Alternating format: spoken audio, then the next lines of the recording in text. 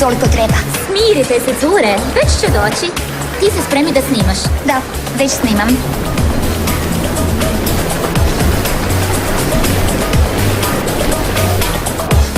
Evo je.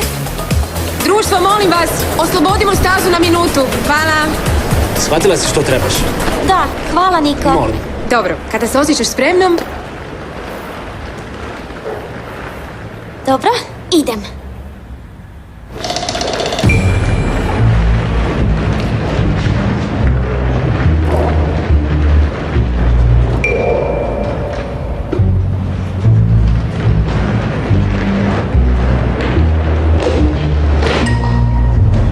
Što se događa, Luna? Ma što radi? Izvode scene. Kažem, kako hrabra, zar ne?